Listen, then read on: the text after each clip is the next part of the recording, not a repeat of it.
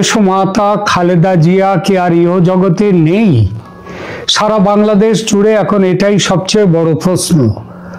অনেকেই বলছেন সরকার যেভাবে তাকে হঠাৎ করে ভিভিআইপি ঘোষণা করলো, যেভাবে এসএসএফ বা স্পেশাল সিকিউরিটি ফোর্স দিয়ে তার যে কেবিন, তার যে হাসপাতাল থেকে তাকে দেখা করতে যাওয়ার সব ব্যবস্থাকে যেভাবে প্রায় বন্ধ করে দিল, যেভাবে হাসপাতালের চারদিকে ত্রিস্তর সুরক্ষা বাহিনী মোতায়েন হলো, তাতে একটা প্রশ্নই সবার মনে ঘুরপাক খাচ্ছে, সেটা হলো কেন এত সিকিউরিটি ব্যবস্থা, কেন হঠাৎ ভিভিআইপি ঘোষণা?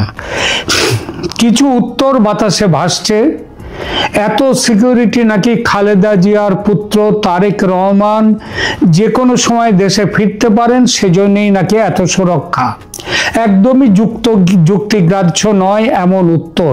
কারণ তারেক রহমান যদি এখন দেশে ফেরেন, তাহলে উনি যেভাবে দেশে থাকতে না পারার জন্য রাজনৈতিক আশ্রয় নিয়ে লন্ডনে আছেন, ইংল্যান্ডে আছেন, উনি এখন দেশে ফিরলে ওনার লন্ডনে থাকার আর সময় সেই সুযোগ হবে না।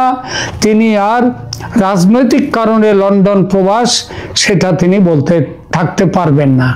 সুতরাং একদমই যুক্তিগ্রাহ্য নয় এই উত্তরটা যে তারেক রহমানের জন্যে এইটা করা হচ্ছে। তারেক রহমান যদি ফেরেন, সেজন্য জনতার ভিড় হওয়ার কথা বিমানবন্দরে, সেখানে জনতাকে সামাল দিতে সুরক্ষা বেষ্টনী বিমানবন্দরে থাকবে। এবার কি আর হাসপাতালের পাশে নয়, যে এবার কি আর হাসপাতালে চিকিৎসাধীন রয়েছেন বেগম খালেদা জিয়া? আরো বড় কথা, তারেক রহমান কবে আসবেন কিংবা আদৌ আসবেন কিনা সেটাই তো কেউ কাউকে জানায়নি, তিনি নিজেও বলেননি তিনি কবে আসবেন। এবার প্রশ্ন ওঠে, হাসপাতালের পাশে সুরক্ষা ব্যবস্থা কি তাহলে খালেদা জিয়ার মৃত্যু হলে উন্মত্ত জনতাকে নিয়ন্ত্রণ করার জন্যে, যাতে জনতার আগে উন্মত্ত হয়ে ভাঙচুর না করতে পারে কিছু, তার জন্য? আপাত কারণ তো সেটাই মনে হচ্ছে। এখানে প্রশ্ন ওঠে, ম্যাডাম জিয়ার মৃত্যু হলে জনতার তো শোকে ভেঙে পড়ার কথা, তারা ক্রোধে উন্মত্ত হবে কেন? সেই কারণগুলোও কিন্তু বাতাসে ভাসছে। অনেকেই বলছে 21 তারিখে গত মাসে ম্যাডামকে তার শরীরের অবস্থা বিবেচনা না করে একরকম জোর করে সরকারি অনুষ্ঠানে নিয়ে যাওয়া হয়, সেখানে জোর করে তাকে বসিয়ে রাখা হয়, কিছু একটা খাইয়ে দেয়া হয়, সেটাও নাকি অনেকটা জোর করেই, আর তার ফলেই তিনি অসুস্থ হয়ে পড়েন এবং অসুস্থ হওয়ার পর যথাসময়ে উপযুক্ত চিকিৎসার ব্যবস্থাও করেনি সরকার। এই দায় সরকারের, সেজন্যই সরকার ভয় পাচ্ছে, আর ভয় পেয়ে সুরক্ষা বেষ্টনী দিয়ে ঘিরে ফেলেছে চারদিক। এই প্রচারের সঙ্গে আরেকটি কথাও খুব ভাসছে বাতাসে, সেটা হলো বেগম খালেদা জিয়ার মৃত্যু ঘটেছে ইতিমধ্যে, জনতার উন্মত্ততার ভয়ে সরকার ঘোষণা করছে, উল্টে বাহানা দিচ্ছে তারেক রহমানের জন্য সুরক্ষা করতেই এসবগুলো করা হচ্ছে। যত সময় যাচ্ছে তত ক্ষীণ হচ্ছে তারেক রহমানের দেশে ফেরার সম্ভাবনা এবং ততই বাড়ছে ম্যাডাম জিয়ার মৃত্যুর সম্ভাবনা। যেমন ঘন্টা চারেক আগে এক সময়ের বিএনপি সংসদ সদস্য ও অবসরপ্রাপ্ত সেনাকর্তা মেজর আখতারুজ্জামান মোটামুটি স্পষ্ট করেই বললেন, দেশমাতা খালেদা জিয়া আর ইহ জগতে নেই, এবং ইঙ্গিত করলেন এই মৃত্যু ঘটেছে আজ নয়, অন্তত কয়েকদিন আগে। জোর করে কৃত্রিম রেসপিরেটরি সিস্টেম ভেন্টিলেশনে তাকে রেখে তার শরীরের বুকের ওঠানামা দেখানো হচ্ছে। দেশের একটা বড় অংশের মানুষ কিন্তু এটাই বিশ্বাস করছে, আর ডাক্তাররাও কিন্তু এবং সরকারও ঝেড়ে কাশছেন না। আর এটা সত্যি হলে, এবং সত্যি হওয়ার সম্ভাবনাই বেশি, সুতরাং প্রশ্ন উঠছে, বেগম খালেদা জিয়া হচ্ছেন একজন আদ্যন্ত ধর্মবিশ্বাসী মানুষ, এবং ধর্মবিশ্বাসী বেগম জিয়ার মৃতদেহের ধর্মগ্রন্থ অনুযায়ী শেষ কাজ না করে কেন এভাবে রেখে দেয়া হয়েছে, কি বলা আছে এই বিষয়ে ধর্মগ্রন্থে? দেখুন, আমি হিন্দু, আমি নিজে ব্যক্তিগতভাবে হিন্দু, কিন্তু অনুসন্ধিৎস মন নিয়ে এবং আমার বহু পরিচিত মুসলিম বন্ধু ইত্যাদিদের সঙ্গে পরিচয়ের ফলে, তাদের সমাজে গভীরভাবে মেশার ফলে আমি এটা জেনেছি, মুসলিমদের মৃত্যুর পর তাদের মৃতদেহের সৎকার ও পারলৌকিক কাজ, সেগুলো আমার দেখা অনেক ক্ষেত্রেই, এবং কিছু পড়াশোনাও আমি করেছি। আমার সেই দেখার মধ্যে ও পড়াশোনার মধ্যে, জানার মধ্যে, এখানে যদি প্রকাশ করতে গিয়ে আমি কোথাও ভুল ভ্রান্তি করে ফেলতে পারি, আমি সেজন্য আগে ভাগেই ক্ষমা চেয়ে রাখছি। এবার বলি ধর্মগ্রন্থে কি বলা আছে মৃতদেহ সম্পর্কে, মৃতদেহের সৎকাজ সম্পর্কে। কুরআন ও হাদিসে মৃত্যুর পর দাফন কত দ্রুত করতে হবে সে বিষয়ে সুনির্দিষ্ট কোনো ঘন্টা বা মিনিট উল্লেখ না করা থাকলেও যত দ্রুত সম্ভব দাফন কাজ সম্পন্ন করার ব্যাপারে কঠোর নির্দেশ দেয়া রয়েছে। ইসলামী পরিভাষায় একে তাজিল বলা হয়। তাজিল মানে তাড়াতাড়ি করা। কুরআন হাদিস বিশ্লেষণের আলোকে আমার মতে, আমার যতটুকু জানা, আমি সেইটুকু আপনাদের সামনে একটু তুলে ধরলাম। এখানে প্রথমত নবীজি একাধিক হাদিসে মৃতদেহ দ্রুত দাফন করার নির্দেশ দিয়েছেন। এর প্রধান কারণ হলো, মৃত ব্যক্তি যদি নেককার বা সৎ কাজের অধিকারী হন, তবে তাকে দ্রুত তার উত্তম প্রতিদানের দিকে পাঠিয়ে দিতে হবে আল্লাহর কাছে। আর যদি বদকার বা খারাপ হন, তবে দ্রুত তার থেকে, তার অকল্যাণ থেকে নিজেদের মুক্ত করা উচিত। সুতরাং সেখানেও দ্রুত তার সৎকার করা উচিত মৃতদেহের। সবচেয়ে প্রসিদ্ধ হাদিসটি, সেখানে বলা হয়েছে যে রাসূলুল্লাহ বলেছেন, তোমরা জানাজা মানে দাফন কাফন দ্রুত সম্পন্ন করো, কেননা যদি মৃত ব্যক্তি নেককার হয় তবে তো তোমরা তাকে কল্যাণের দিকেই দ্রুত পৌঁছে দিচ্ছ, আর যদি সে অন্যরূপ মানে বদকার হয় তবে সে একটি আপদ, যাকে তোমরা দ্রুত তোমাদের কাঁধ থেকে নামিয়ে দিচ্ছ। কোথায় বলা আছে? সহিহ বুখারীতে। একটু বলে নিই, সহিহ বুখারীর 1315, সহিহ মুসলিম 944। অন্য একটি হাদিসে বলা হয়েছে, যখন তোমাদের কেউ মারা যায় তখন তাকে বেশিক্ষণ আটকে রেখো না, বরং তাকে দ্রুত তার কবরে পৌঁছে দাও। এটা কোথায় বলা আছে? এটা বলা আছে বাইহাকি সোয়াবুল ইমাম। এরপরে আরেকটা জায়গায় কুরআনে সরাসরি দাফনের সময়সীমা নিয়ে কোনো আয়াত নেই, তবে কুরআনে মানুষের সম্মান এবং মৃত্যুর পর তার গন্তব্য বা আল্লাহর কাছে ফিরে যাওয়ার উপরে গুরুত্ব দেওয়া হয়েছে। সূরা আবাসাতে আল্লাহ বলেছেন, অতঃপর তিনি তাকে মৃত্যু দেন এবং কবরের ব্যবস্থা করুন। এটা সূরা আবাসা 21 নম্বর আয়াতে। এই আয়াতে কবরস্থ করাকে আল্লাহর একটি নিয়ামত হিসেবে উল্লেখ করা হয়েছে, যা দ্রুত সম্পন্ন করা মৃত ব্যক্তির সম্মানের অংশ। কতক্ষণের মধ্যে দাফন করতে হবে? ইসলামী ফিকা বা মাসালা অনুযায়ী এর কোনো নির্দিষ্ট সময় যেমন 4 ঘন্টা না 6 ঘন্টা এসব নেই, তবে নিয়ম হলো মৃত্যু নিশ্চিত হওয়ার পর গোসল, কাফন ও জানাজা শেষ করে কাল বিলম্ব না করে দাফন করা। ইসলামী স্কলারদের মতে স্বাভাবিক মৃত্যু নিশ্চিত হওয়ার পর অযথা দেরি করা মাকরুহ মানে অপছন্দনীয়। আত্মীয়র জন্য অপেক্ষা করা বিষয় কি বলা আছে, যেটা তারেক রহমান সম্পর্কে বলা, অনেকেই ভাবছেন যে তারেক রহমান ফিরবেন বলে হয়তো ঘোষণা হচ্ছে না, সে সম্পর্কে কি বলা আছে শুনুন। সে সম্পর্কে বলা আছে, কাছের কোনো আত্মীয় খুব নিকট আত্মীয় যদি কাছাকাছি থাকেন, অল্প সময়ের মধ্যে যেমন কয়েক ঘন্টার মধ্যে চলে আসতে পারেন, তবে সামান্য অপেক্ষা করা উচিত, সেটা জায়েজ। কিন্তু কোনো আত্মীয় বিদেশ থেকে আসবেন এবং তার জন্য লাশ একদিন বা 2 দিন বা তারও বেশি ফ্রিজিংয়ের মধ্যে রেখে দেয়া কিংবা অন্যভাবে রেখে দেয়া, ওই কৃত্রিম শ্বাস প্রশ্বাসের ব্যবস্থা করে রেখে দেয়, এটা শরীয়ত সম্মত নয়। এটি মৃতদেহের জন্য কষ্টদায়ক এবং হাদিসের নির্দেশনার পরিপন্থী। সুতরাং বোঝাই গেল ইসলামী বিধান হলো মৃত্যুর পর লাশ দাফনে অপ্রয়োজনীয় দেরি করা যাবে না। আমাদের সমাজে অনেকে দূরের আত্মীয়দের জন্য লাশ দীর্ঘ সময় আটকে রাখেন, যা কিন্তু হাদিসের নির্দেশনার বিরুদ্ধ বা লঙ্ঘন। মৃত ব্যক্তির প্রতি প্রকৃত সম্মান হলো তাকে দ্রুত তার রবের কাছে, রবের জিম্মায় সঁপে দেয়া। বেগম খালেদা জিয়ার সত্যি মৃত্যু হয়ে থাকলে ভেন্টিলেটরে কৃত্রিম শ্বাস প্রশ্বাস দেখিয়ে তাকে অসম্মান করার কোনো অধিকার নেই সরকারের। আর রাজনৈতিক কারণে এটা করা হচ্ছে সেটা বোঝাই যাচ্ছে যে এই সময় সরকার ঝুঁকির, এমনি সরকার নানা চাপের মধ্যে আছে, তার জন্য হয়তো এগুলো করছে, বড় কিছু যাতে না ঘটে তার জন্যে।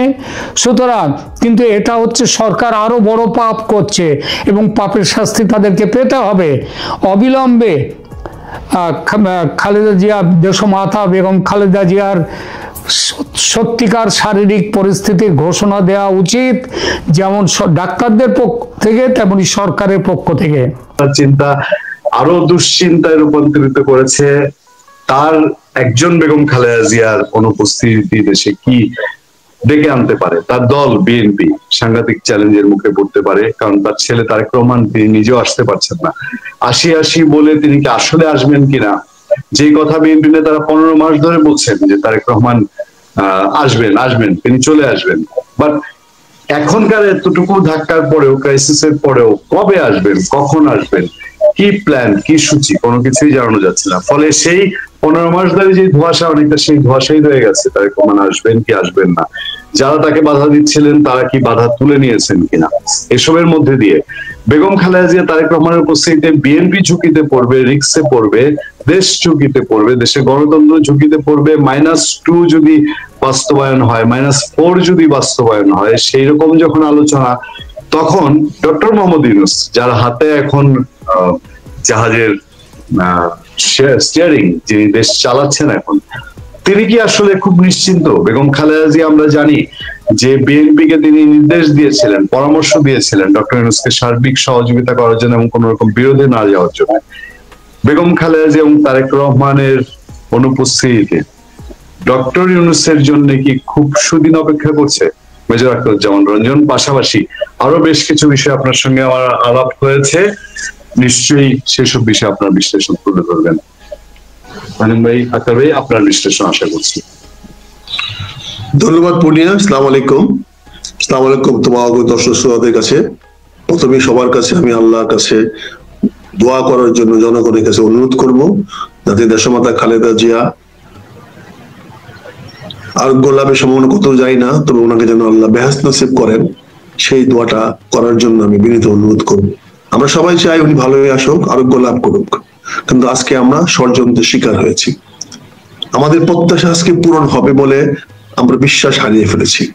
আমাদের সবার প্রত্যাশা, প্রতিটি বাংলাদেশের মানুষ চায় দেশমাতা খালেদা জিয়া ভালো হয়ে বাসায় ফিরে আসুক, আমাদের মাঝে চলে আসুক, আমরা ওনাদেরকে নিয়ে এই দেশের মানুষের ভাগ্য উন্নয়নে একসঙ্গে কাজ করি। কিন্তু আজকে আমাদের সেই প্রত্যাশা পূরণ হবে কিনা এটা নিয়ে আমাদের মনে প্রচন্ড সন্দেহ তৈরি হয়েছে, দ্বিধাদ্বন্দ্ব হয়েছে।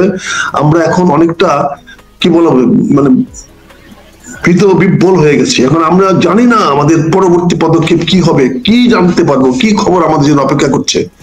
আমরা ভীত, সন্ত্রস্ত। আমরা আজকে হাইপার টেনশনে ভুগতেছি, নর্মাল টেনশন না, অত্যন্ত উচ্চ মাত্রা রক্তচাপে আমরা ভুগতেছি। আমি জানি না আমরা কতটুকু এটাকে আপনাদের সামনে তুলে ধরতে পারবো, কতটুকু আপনাদের কাছে আমি এই জিনিসটা আমি আপনাদের করতে পারবো। তবে আমি বিনীতভাবে বলবো, তুমি যে বিষয়টা দিয়েছো, খালেদা জিয়া, তারেক রহমান এবং ডক্টর মোহাম্মদ ইউনূসের অস্তিত্ব একসঙ্গে নির্ভর করছে। এখানে বিপ্লবের যে অধ্যায় শুরু হয়েছিল, যে বিপ্লবটা অসমাপ্ত হয়ে গেছিল, ডক্টর ইউনূস যে বিপ্লবটাকে অন্যদিকে নিয়ে গিয়েছিল, সে তার একটা করুণ পরিসমাপ্তি হতে যাচ্ছে খুব আগামী এই 2-3 মাসের মধ্যে।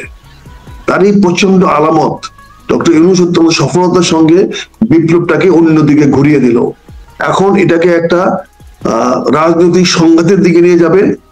সেখানে একদিকে হবে সেকুলার বা মোটামুটি ধর্মনিরপেক্ষ বা ইসলামিক মডারেট, এবং অন্যদিকে হবে হয়তো যারা কট্টরভাবে ইসলাম বাংলাদেশে প্রতিষ্ঠা করতে চায় তাদের সঙ্গে। উনি যুদ্ধক্ষেত্রের পটভূমিটা পরিবর্তন করার চেষ্টা করছেন, আপ্রাণ চেষ্টা করছেন। তার এই ফলশ্রুতিতে আজকে দেখি 3টা নাটক সাইমালটেনিয়াসলি হচ্ছে। একটা নাটক করা হয়েছে দেশমাতা খালেদা জিয়াকে অন্তিম মুহূর্তে তাকে দেশের ভিভিআইপি ডিক্লেয়ার করা হয়েছে, অত্যন্ত অতি গুরুত্বপূর্ণ ব্যক্তি হিসেবে ঘোষণা করা হয়েছে। তার মানে উনি এখন রাষ্ট্রের গুরুত্বপূর্ণ ব্যক্তি, এবং রাষ্ট্র তথা সরকার ওনার দেখভাল স্বাস্থ্য সুবিধা সব নেওয়ার দায়িত্ব উনি নিয়েছেন। এই দায়িত্বটা উনি আরো 7 দিন আগে নিতে পারতেন। 7 দিন আগে নিলে হয়তো আজকে এই অবস্থাটা এসে পরিণত হতো না। সকল ডাক্তাররা সবাই, সকল ওনার প্রশাসনিক মেকানিজম, প্রশাসনিক কাঠামো পুরা তার পিছনে গিয়ে দাঁড়াতে পারত, কিন্তু সেই সিদ্ধান্ত তিনি নেন নাই। কিন্তু শেষ মুহূর্তে এসে নিলেন। কেন নিলেন? এই যে নাটকটা করা হলো, এই নাটকটা যদি আমরা উন্মোচন করতে যাই তখন আপনারা হয়তো আমাদেরকে ভুল বুঝবেন, কিন্তু বিষয়টা হলো এই সরকার বোঝাতে চাচ্ছে এখন মানুষের সামনে, মানুষ সাধারণত কি হয় যে লাস্টটাকে দেখে, আগেরটাকে দেখে না, শেষ যে কাজটা সেটাকে দেখে। যেমন সারাদিন মারামারি করে আপনি যদি সরি বলেন, সরিটি দেখে, মারামারি যে করলেন তখন এইটা তখন পিছনে হারিয়ে যায়। এতদিন বিএনপির সঙ্গে, ম্যাডামের সঙ্গে, তারেক রহমানের সঙ্গে সরকারের কি সম্পর্ক ছিল এটা বড় কথা নয়, কিন্তু গত 3-4 দিনে সরকার আপ্রাণ চেষ্টা করতেছে বুঝাতে সারা দেশ জনগণকে যে এই সরকার পূর্ণভাবে তারেক রহমান এবং দেশমাতা খালেদা জিয়ার পিছনে আছে, ওনাকে পূর্ণ সহযোগিতা করার জন্য প্রস্তুত আছে। ফলে আপনি ঘন্টায় ঘন্টায় পররাষ্ট্রমন্ত্রী দেখেন বলতেছে যে আমরা রেডি, উনি ট্রাভেল পাস চাইলে আমরা দিয়ে দিব, বলতেছে উনি বিদেশ যেতে চাইলে বিদেশে যাওয়ার সকল ব্যবস্থা আমরা করে দেব। অর্থাৎ সরকার এখন আরো পজিটিভ ওয়েতে আগায় আসতেছে, এবং একটা আদেশ দিয়ে ওখানে 3 স্তর বিশিষ্ট এই কি বলে এবার কেয়ার হাসপাতালের দিকে 3 স্তর বিশিষ্ট একটা সিকিউরিটি বলয় তৈরি করা হয়েছে। সিকিউরিটি বলয় দিয়ে কি মৃত্যুবান ব্যক্তির মৃত্যু বন্ধ করা যাবে? এই মৃত্যু তো বাইরের থেকে আসবে না, কোন বহিঃশত্রুর কাছ থেকে আসবে না, এক্সটার্নাল বা বাইরে কারো কাছ থেকে আসবে না, এটা তো ওনার ভিতর থেকে আসবে, স্বাস্থ্যের ভিতর থেকে আসবে। সেটা আপনি নিরাপত্তা কেমনে দিবেন? সেখানে আপনি 3 স্তর বিশিষ্ট নিরাপত্তা কেন দিবেন? তার মানে এখানে একটা নাটক করা হচ্ছে। সেই নাটকটা হলো সিম্পল। এই যে 2টা জিনিস আমি বললাম, একটি সরকার অত্যন্ত সহজ সহনব দেখানোর চেষ্টা করছে যে এই সরকার তারেক রহমান এবং দেশমাতা খালেদা জিয়ার পক্ষে, তাহলে বিপক্ষে কে? এইটা তারা ইনডাইরেক্টলি আঙ্গুল দেওয়ার চেষ্টা করছে, দেখানোর চেষ্টা করছে, নাম বলার সাহস পাচ্ছে না। তারা বলতে চাচ্ছে ওনার স্বাস্থ্যের অবনতি গত 1 মাস 15 দিন বা 1.5 বছরে হয় নাই, এটা গত 15 বছরে ওনার উপরে যে আওয়ামী লীগ অত্যাচার, নিপীড়ন, নির্যাতন করেছে, শেখ হাসিনা যে অত্যাচার করেছে, তাকে যে চিকিৎসার সুযোগ দেওয়া হয় নাই, তারই ধারাবাহিকতায় আজকে দেশমাতা খালেদা জিয়ার এই অবস্থায় সে দাঁড়িয়েছে। এরকম একটি ন্যারেটিভ তারা সৃষ্টি করার চেষ্টা করছে, যাতে জনগণের নামে কোনো একটি মহল আওয়ামী লীগের উপরে আবার মরণ কামড় দিতে পারে, তাদের উপর আবার ঝাঁপায়া পড়তে পারে, এবং আওয়ামী লীগের সহায় সম্পদ যেখানে যে আছে সেগুলা ভাঙচুর লুটতরাজ করে করতে পারে।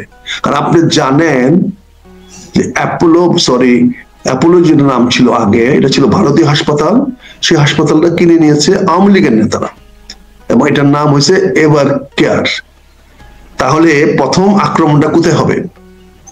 প্রথম আক্রমণ তুলে ধরবে যে এই এবার কেয়ার হাসপাতালে তাকে স্লো পয়জনিং করা হয়েছিল, এবার কেয়ার হাসপাতালে চিকিৎসার নামে অচিকিৎসা করা হয়েছিল, এই এভারগ্রিন কেয়ার হাসপাতালে তার স্বাস্থ্যের নিরাপত্তা নিশ্চিত করা হয় নাই, তাকে যথেষ্ট চিকিৎসা দেওয়া হয় নাই, সঠিক চিকিৎসা দেওয়া হয় নাই। তাহলে মানুষের প্রথম আক্রোশটা যাবে এই যে আওয়ামী লীগের প্রপার্টি, যেখানে উনি বারবার চিকিৎসা নিচ্ছেন, এটা তো আওয়ামী লীগের প্রপার্টি, এটা আওয়ামী লীগের সম্পদ। সকল ডাইরেক্টর আওয়ামী লীগের, এখনো যারা আছেন তারা সবাই আওয়ামী লীগের। জানি না ইতিমধ্যে তারা ডাইরেক্টরশিপ বা শেয়ার ট্রান্সফার করে দিয়েছেন কিনা। এটা তো মূলত অ্যাপোলোর একটা অ্যাফিলিয়েটেড। এখানে যেমন গ্রামীণের ছিল এক সময় ওই টেলিনরের একটা অংশ, তারা হয়তো পরে শেয়ার বিক্রি করে দিয়ে চলে গেছে। তেমন এই এভার কেয়ারটা হলো মূলত ভারতীয় অ্যাপোলো চেইনের হাসপাতালের একটি অংশ। সে শেয়ারটা তারা এখন মেজর শেয়ার ছেড়ে দিয়ে মাইনর শেয়ার নিয়ে তারা আছে, আর মেজর শেয়ারটা এখন আওয়ামী লীগের কাছে আছে। কাজে এই হাসপাতালটা রক্ষা করতে হবে, কারণ কোন একটা পক্ষ যার প্রতিযোগী যে হাসপাতালগুলো আছে সেটা কিন্তু আমার অনেক রাজনৈতিক দলের কাছে আছে। তারা কি চাইবে? তারা চাইবে এই সুযোগে এবার কেয়ার হাসপাতালটাকে ধ্বংস করে দেওয়া যায় কিনা। যারা গাজীর টায়ার ফ্যাক্টরিকে ধ্বংস করে দিতে পেরেছে, যারা অজস্র মিল কারখানাকে পুড়িয়ে দিতে পেরেছে, তাদের কাছে হাসপাতালটা ভেঙে ফেলা তো কোনো বিষয় না। কাজে এইটাকে বাঁচানোর জন্যই আজকে 3 স্টেজ নিরাপত্তা বলয় তৈরি করা হয়েছে, যাতে এই সম্পদ রক্ষা করা হয়। তাহলে সরকার কার স্বার্থে কাজ করছে? এখানে ভারতের অবশ্যই ডাইরেক্ট থ্রেট আছে, যে যদি এবার কেয়ার হাসপাতালে কিছু হয় তাহলে এবার কিন্তু সরকার তোমাকে আমরা ছাড়বো না, এখানে আমাদের সম্পদ আছে। যার ফলে এবার কেয়ার হাসপাতালকে প্রোটেকশন দেওয়ার নামে তো আসতে পারে না। ফলে নাটকীয় ভাবে ওনাকে প্রথম ঘোষণা করা হয়েছে উনি একজন অতি বিশিষ্ট ব্যক্তি, এবং তারপরে ওনাকে পদ দেওয়ার জন্য সারা বাহিনী, 3 বাহিনী সহ এবং SSF কে গার্ড লাগিয়ে দেওয়া আছে, এবং বাহিনী প্রধানদেরকেও সেখানে পাঠিয়ে দেওয়া হয়েছে দেখে আসার জন্য কিভাবে এটাকে ভালোভাবে প্রোটেকশন দেওয়া যায়। তো এই যে খেলাটা, এই খেলাটা তো আমাদের বুঝতে হবে। আল্লাহ তো আমাদেরকে এতটুকু এলএম দিয়েছে যে আমরা কিছুটা দেখে বুঝি যে বৃষ্টি হবে কি হবে না। আকাশের দিকে তাকিয়ে মেঘ দেখে তো কিছুটা বলতে পারি বৃষ্টিটা আসবে কি আসবে না। এখন এটা যদি আমাদের দোষ হয়ে থাকে, এটা যদি আমাদের অন্যায় হয়ে থাকে, ভুল হয়ে থাকে, আমার তো কিছু করার নাই। কিন্তু আমাকে এইভাবেই কথা বলতে হবে যে আমি এইভাবে চিন্তা করি, এই দৃষ্টিভঙ্গিতে চিন্তা করি। দ্বিতীয় নাটকটা সাজানো হচ্ছে তারেক রহমান সাহেব কেন দেশে আসেন না। তারেক রহমান দেশে না আসলে বিএনপি ক্ষতিগ্রস্ত হবে। তারেক রহমান কেন আসেন নাই, এটা একটা ব্যক্তিগত ব্যাপার ছিল। আজকে প্রথম আলো সেটা প্রকাশ করে দিয়েছে।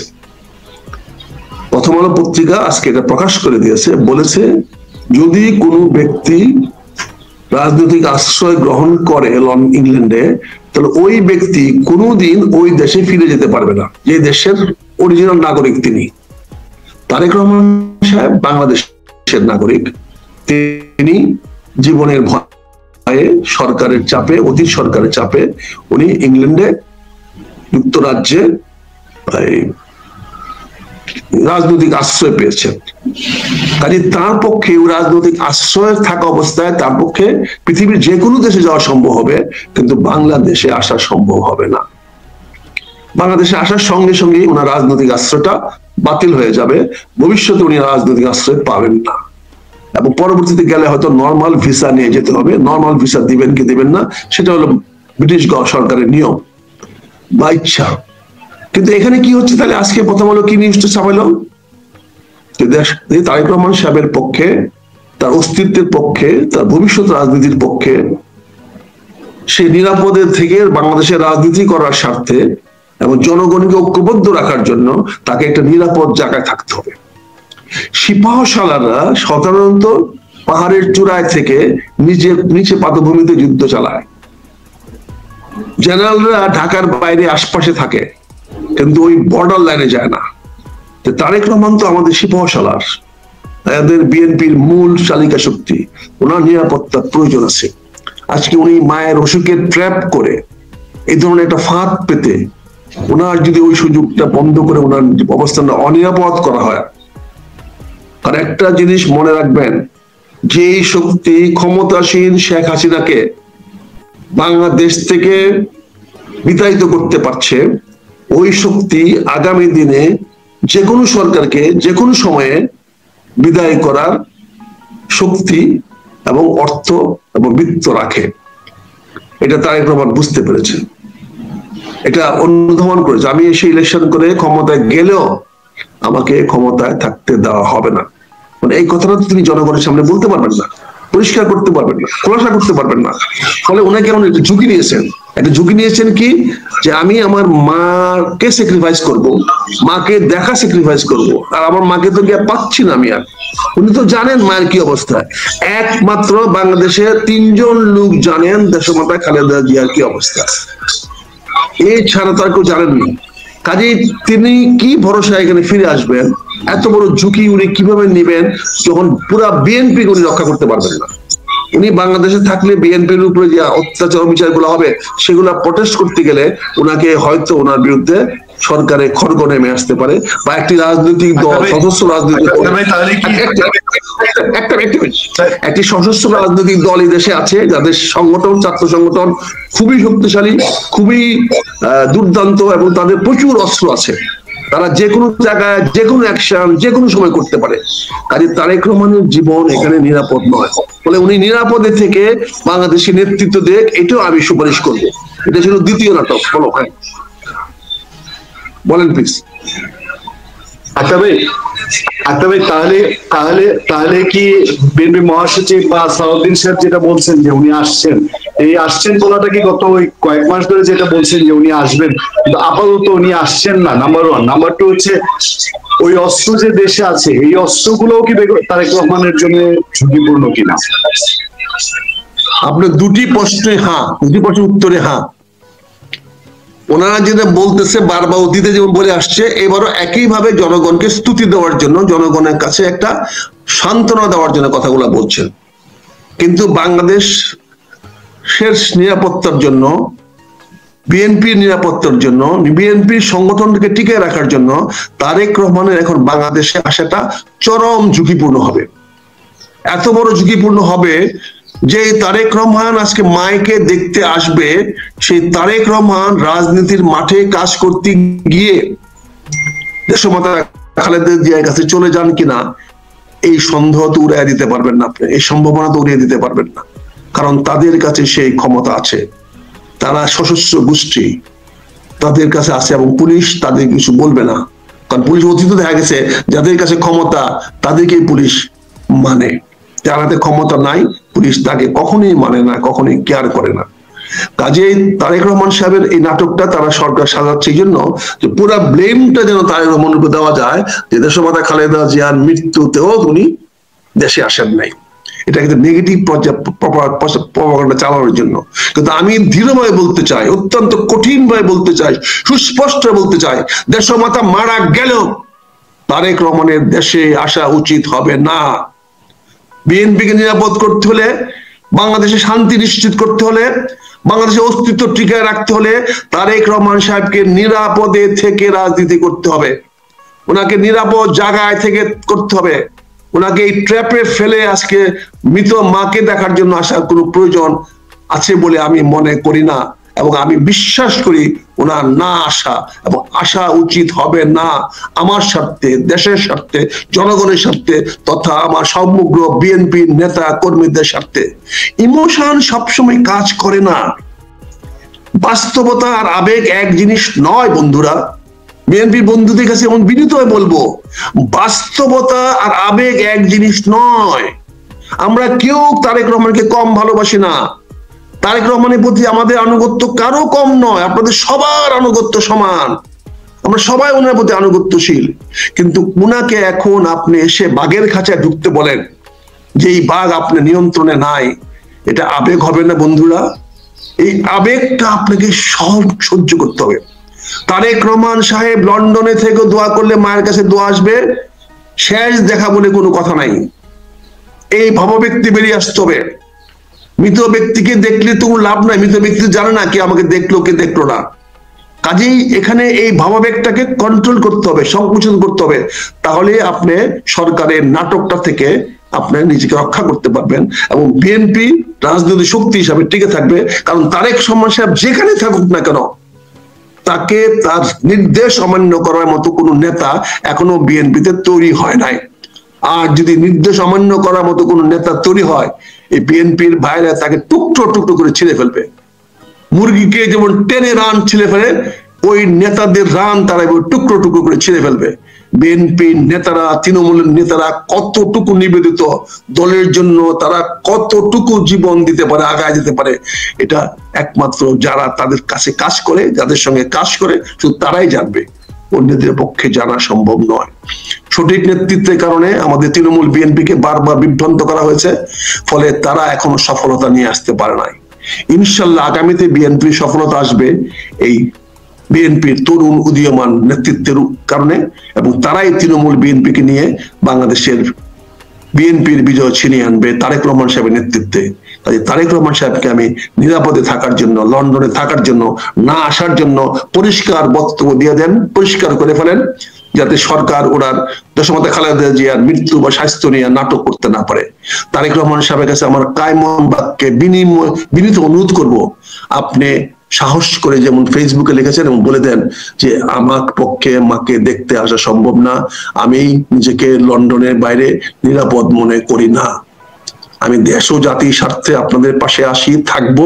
পাশে মানে গায়ের মধ্যে গা মিশিয়ে থাকতে হবে না, পাশে থাকার মানে ওই কোলাকুলি করে থাকতে হবে না, পাশে থাকার মানে স্বামী স্ত্রীর মতো এক বিছনায় থাকতে হবে না।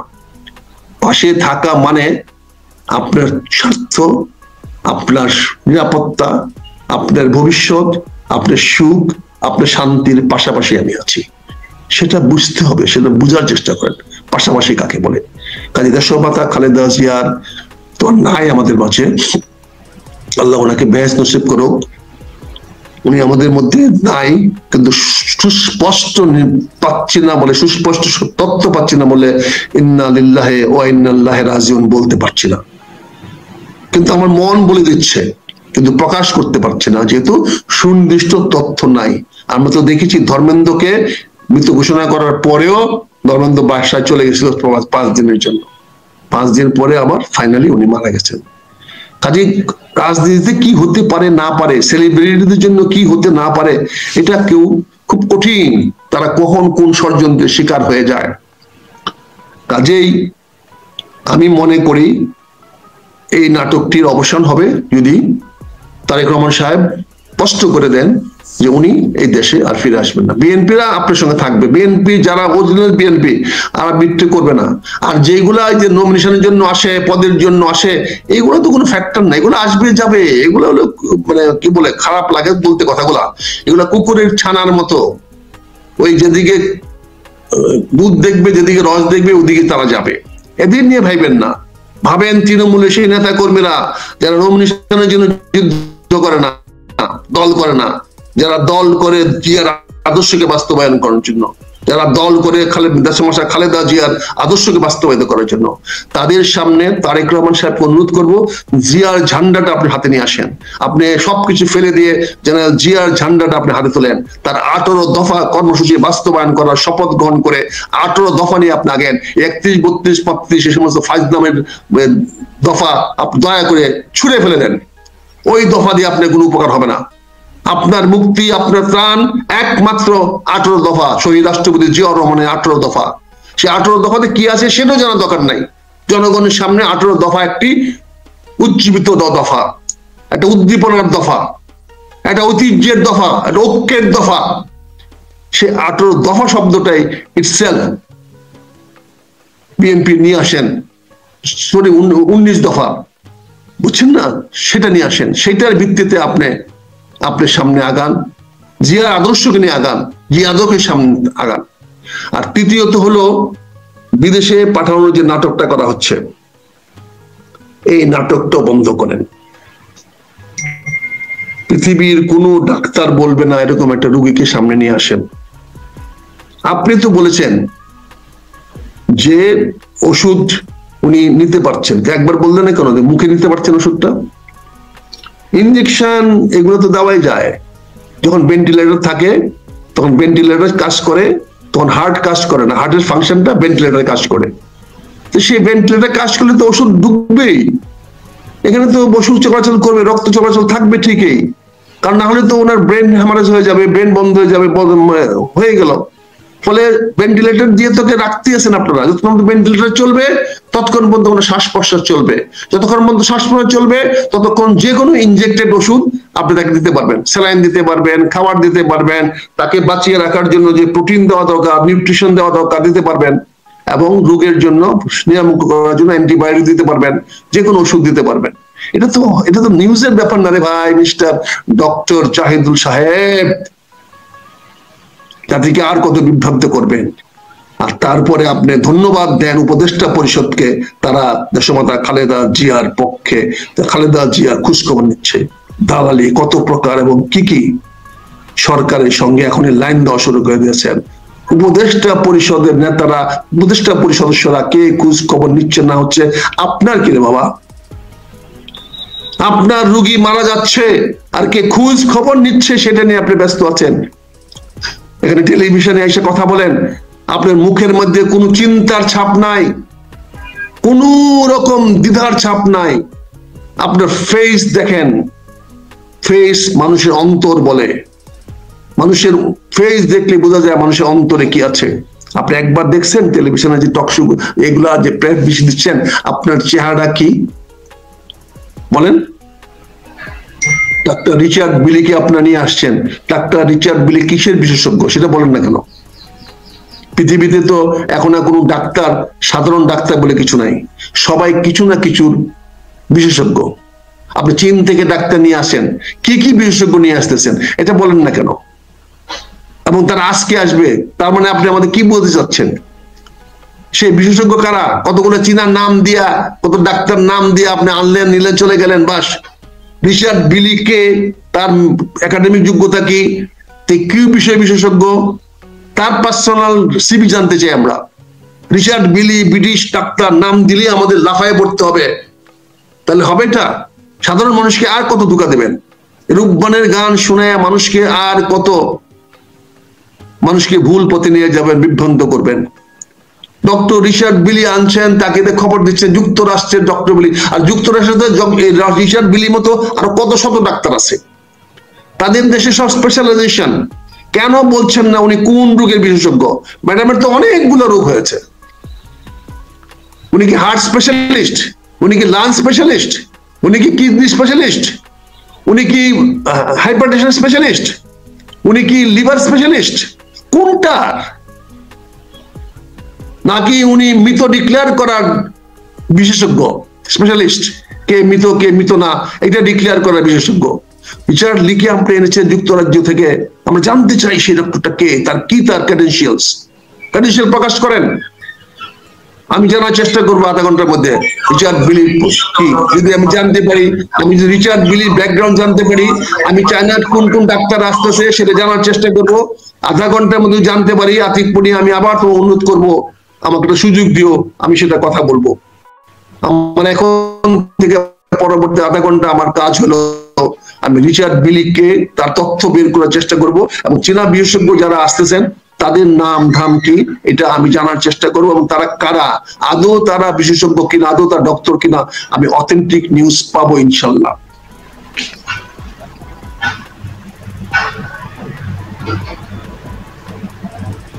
যে আমি যেটা বলছি, এই নাটকগুলা বন্ধ করেন, ওনার সে বিদেশে যাওয়ার নাটকটা বন্ধ করেন, বন্ধ করে যেটা সত্য, যেটা আসল সেটা দয়া করে প্রকাশ করেন। এদেশের জনগণ আপনাদের উপরে কোনো আক্রমণ করবে না, এদেশের জনগণ আপনাদেরকে প্রতি কোনো রকম করবে না। বিএনপির ভাইরা এই ভুলটা করতে যান না। অতীতে আপনাদের মিছিল থেকে ছাত্র শিবিরের ছেলেরা ঢুকে বোমা মেরে তারা চলে গেছে, অ্যারেস্ট হয়েছেন আপনারা, গ্রেফতার হয়েছেন আপনারা, কিন্তু বোমা মেরেছে ছাত্র শিবিরের ছেলেরা। এখনো আপনারা যাবেন মিছিল করে লাঠি নিয়ে হাতে, ওরা যাবে গান পাউডার নিয়ে, ওরা গাউন পাউডার ছিটিয়ে দিয়ে এখন আগুন লাগিয়ে দিবে, দোষ হবে বিএনপির। বিএনপির ভাইয়েরা কোনো উষ্মা প্রকাশ করবেন না, কোনো ক্ষোভ প্রকাশ করবেন না, কোনো ক্রুদ্ধ কোনো কাজ করবেন না, কোনো ভাঙ চুর যাবেন না। শান্তিপূর্ণভাবে দরকার পড়লে আমরা জানাজা পড়বো, যে যেখানে আছেন সেখানে বসে থেকে দোয়া মাহফিল করবেন। আর না হলে কিন্তু ছাত্র শিবির আবার সুযোগ নিয়ে বাংলাদেশে আরেকটা তাণ্ডব লীলা চালিয়ে দিবে, আবার বিপ্লবের নামে আমাদেরকে বিভ্রান্ত করার চেষ্টা করবে। যে এই সফল বিপ্লবটা হয়েছে, সেই বিপ্লবটা তাদের হাতছাড়া হয়ে গেছে বলে তাদের অনেক আক্রোশ হয়ে গেছে। আজকে বৈষম্য ছাত্র আন্দোলনের নামে তারা সে বিপ্লব করে আজকে নাহিদ চলে আসছে, আজকে যে ওখান থেকে আক্তার চলে আসছে, হাসনাত চলে আসছে। আজকে সেখানে তারা জানে বিপ্লবের ফসল নিয়ে গেছে, হাসনাতরা নিয়ে গেছে ওই কি বলে আসিফ মাহমুদ, নিয়ে গেছে মাহফুজ। কাজে তারা চাচ্ছে আরেকটা বিপ্লবের পটভূমিকা তৈরি করে আরেকটা বাংলাদেশে গন্ডগোল সৃষ্টি, গন্ডগোল বলবো না, তারা তাদের স্বার্থে বাংলাদেশে নতুন করে কোনো বিশৃঙ্খলা সৃষ্টি করতে পারে কিনা, যেটা করে তাদের লক্ষ্যের সামনে আরো আগায় যেতে পারবে। কাজে আমি বিএনপি নেতা কর্মী ভাইদেরকে, যেহেতু আপনারা আমার প্রোগ্রাম দেখেন শুনেন, আমি অনুরোধ করব কোনো অবস্থাতে আপনার উষ্মা দেখাবেন না, কোনো অবস্থায় আপনার মাতম করবেন না, কোনো অবস্থাতে কারোর প্রতি আক্রোশ দেখাবেন না। পারলে সরকারকে ধন্যবাদ দিয়েন যে আপনাদের সময় খালেদা জিয়ার মৃত্যু সংবাদ ঘোষণা করেছেন, তার জন্য আমরা আপনাকে ধন্যবাদ জানাই। কিন্তু আপনি কোনো অবস্থাতে রাজনৈতিক ট্র্যাপে পা দিয়েন না ভাইয়েরা। বিনীত অনুরোধ আপনাদের কাছে, আমার বিনীত অনুরোধ, বিনীত আবেদন। শুনবেন না জানি, তারপরে আমি আমার বিবেকের তাড়নায় বলে গেলাম, আমি তো এই সর্বনাশ থেকে বিএনপিকে বাঁচানোর চেষ্টা করেছি, শেষ পর্যন্ত চেষ্টা করেছি। অতীতে কি করেছি জানি না, ভালো করেছি না কেন মন্দ করেছি জানি না, তবে আপনারা দেখেছেন আমি যেই পথে হেঁটেছি আর বিএনপি যেই পথে হেঁটেছে, দুজনের পরিণতি কি। আজকে কিন্তু দেশমাতা খালেদা জি আমাকে পার্লামেন্টের ভিতরে, স্ট্যান্ডিং কমিটির ভিতরে আমাকে বলেছিল, হিরো হতে চাও, জিরো বানায় দিব। ম্যাডাম চলে যাওয়ার আগে আপনাকে বলছি, আমি কিন্তু জিরো হই নাই এখনো। আল্লাহর কি দেখেন, আপনি কিন্তু জিরো হয়ে গেছেন। সে কথাটা বলছিলাম, ম্যাডাম আমি জিরো হই তাতে কিন্তু আপত্তি নাই, আপনি জিরো হয়েন না। আজকে দুঃখের সঙ্গে বেদনার সঙ্গে কথাগুলো বলতে হচ্ছে। বিশ্বাস না করেন দুলুকে জিজ্ঞাসা করেন, বিশ্বাস না করেন ওই সংসদে যারা আছে তাদের করেন। সাদেক হোসেন খোকা এই কথা বলার কারণে, জবাব দেওয়ার কারণে আমাকে মারতে আসছিল। যখন আমি বলছিলাম ম্যাডাম আমি জিরো হয়ে গেলে আমার কোনো দুঃখ নাই, কিন্তু আপনি জিরো হয়েন না। ফজলুর রহমান পটল মারা গেছে, তার লাফায় আসছিল, দুলু একজন লাফায় আসছিল আমাকে, তারপরে দুলু না হলেও 10 বার আমাকে সরি বলছে। ডাক্তার ভাই করা উচিত হয় না আমার, তো সেই কথাগুলো তো বলি নাই ভাই। ম্যাডাম আমি তো বেঁচে আছি, আমি তো এখনো হিরোর একটু হলে আছি, কিন্তু আপনি তো টোটাল জিরো হয়ে গেলেন। এই যে ওদের কথা চললেন, ওদের কথা শুনলেন, আপনার লাভটা কি হলো? ক্ষমতা তো আপনি এমনিও যেতেন, ক্ষমতা আপনাকে কেউ ঠেকাতে পারতো না, আগামীতে কেউ ঠেকাতে পারতো না, অতীতে কেউ ঠেকাতে পারতো না। শেখ হাসিনার উত্থান হতো না যদি আপনি সঠিক রাজনীতি করতেন। আওয়ামী লীগ দেশে ফিরে আসতে পারতো না, ভোটের মাঠে কখনোই ফিরে আসতে পারতো না। আর আওয়ামী লীগের পক্ষে সেনাবাহিনী কিন্তু ষড়যন্ত্র করানো সম্ভব ছিল না।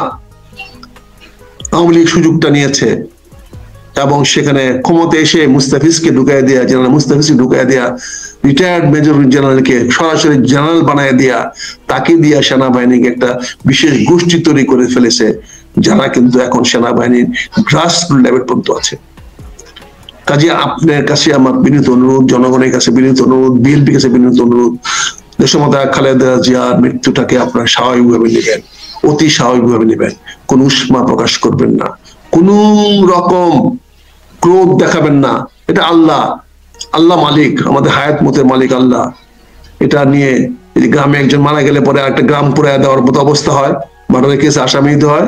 আমরা যদি এগুলো করি তাহলে আমরা কিন্তু মার্ডার কেসে আসামি হব। আমরা যদি ক্রোধ দেখাই, যেমন গ্রামে 2টা বাড়িতে মারামারি হলে বা কেউ মারা গেলে আরেকটা পক্ষকে দায়ী করে গ্রামকে গ্রাম উজাড় করে দেয়, পুরাইয়া দেয়, ভাঙ্গে দেয়, এরকম সুযোগ কিন্তু কেউ নিতে পারে আমাদের মধ্যে থেকে। তাহলে সাবধান থাকবেন, হুঁশিয়ার থাকবেন। রাজনীতি বড় জটিল হয়ে যাচ্ছে। আজকে পুনিয়া যেটা বলছে ডক্টর ইউনূসের চোখে সর্ষে ফুল, হ্যাঁ অনেকটা সর্ষে ফুল। যদি সংঘাতটা হয়ে যায়, প্রথম শিকার হবে এই সরকার। যদি সংঘাত তৈরি হয় বাংলাদেশের মাটিতে আবার, এবার সবার আগে শিকার হবে ডক্টর মোহাম্মদ ইউনূস। ওনার কথা তখন কেউ শুনবে না, ওনার নিজের পক্ষ তো শুনবেই না, আর আমাদের তো শোনার প্রশ্নই ওঠে না। মাঝখান থেকে বাংলাদেশটা ত্রিখণ্ডিত হবে এবং আওয়ামী লীগ বীর দর্পে, শেখ হাসিনা বীর দর্পে বাংলাদেশের ঢাকার রাজধানীতে এসে নামবে। কাজেই প্লিজ আপনাদের সবার কাছে বিনীত অনুরোধ, ট্র্যাপে পা দিয়েন না, ফাঁদে পা দিয়েন না। এই সরকার ফাঁদটা পুরা করার চেষ্টা করছে, একটার পর একটা ভাবে ফাঁদটা পুরা করার চেষ্টা করছে। এই ফাঁদ যখন কমপ্লিট হবে তখনই তারা ঘোষণা করবে দেশমাতা খালেদা জিয়া বিদেশ যাবে না আল্লাহর কাছে যাবে। আমার যেটা মনে হয় উনি ইতিমধ্যে হয়তো আল্লাহর কাছে চলে গেছেন। এইটুকুই আমার বক্তব্য থাকলো। সাবধান থাকবেন, হুঁশিয়ার থাকবেন। আবারও অনুরোধ করছি, কোন অবস্থাতে কোন রকম ধ্বংসাত্মক কার্যে নিয়োজিত কেউ হবেন না, কেউ হবেন না, কেউ হবেন না।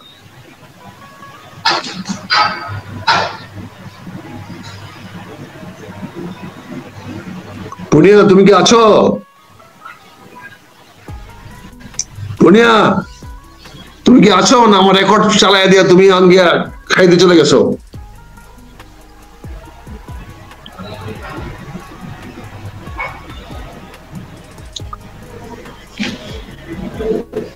কাজে আমি কথাগুলো আপনাদের কাছে এই জন্য বলছি যে সাবধানের মান নাই।